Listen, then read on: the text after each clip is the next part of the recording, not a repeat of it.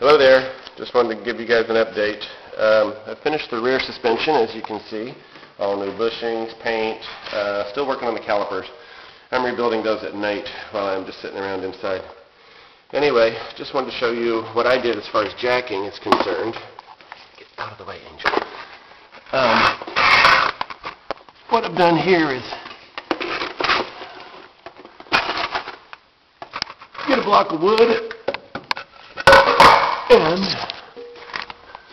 and a floor jack underneath the bar under the radiator. Get the floor jack it up, and support it with some jacks. I did it over here on the corners. I've got one in the center here too. That's from my truck, just for extra support. Then behind the behind the front wheels, I've put in a couple of other 3-ton jacks, 4-ton jacks. And what I did is I dadoed a piece of wood so it would create a groove for the little fin that hangs down at the jacking point. Got a piece of metal plate between the 2x4 and the jack so the 2x4 doesn't break. Then onto the back. There's my dog. She's a pain. Anyway, Angel, go. In the back, which is the other all-wheel jacking point that they speak of, I've done the same thing. Dadoed a 2x4.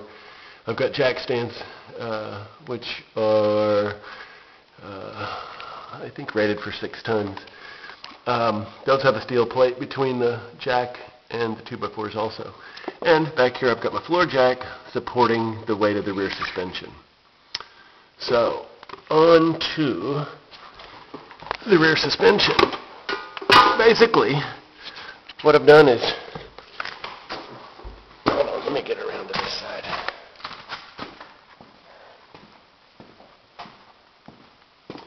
I've removed the calipers, removed the brake lines, removed the wheel speed sensor. The calipers, like I said, I'm rebuilding those. So anyway, let's go underneath real quick.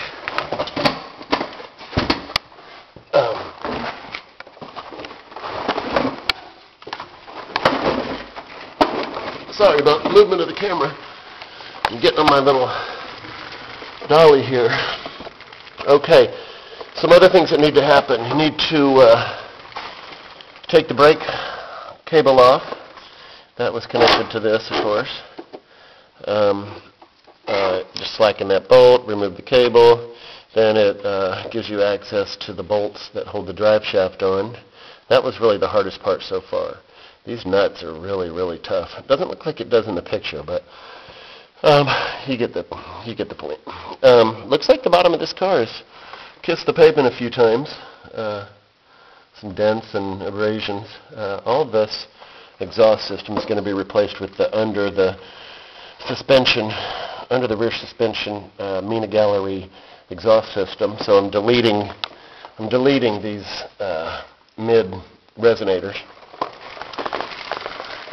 Okay, another thing that needs to happen before you remove the suspension, you need to take the nuts off of the upper shock mounts.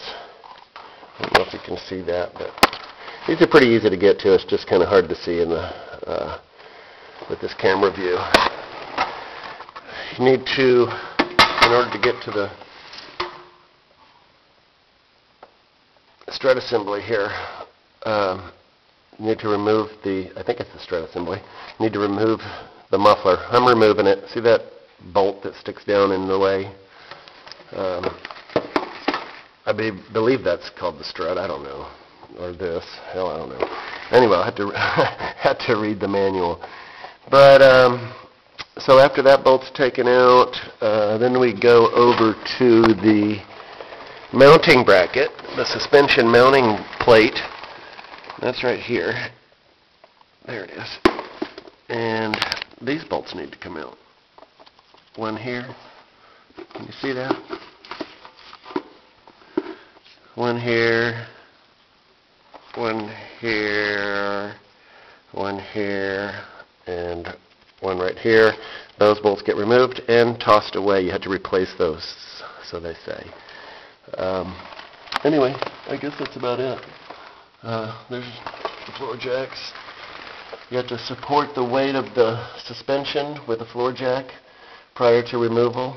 I'm close to that point, and while I'm wailing on bolts and stuff, I just use it for added support so I don't have to worry about it falling. I don't want to waste my time being concerned about the car falling, so I'm very secure under here. Not going to really worry about this thing falling on me. So if you support it properly, you won't have that problem. All right? I'll get back with you.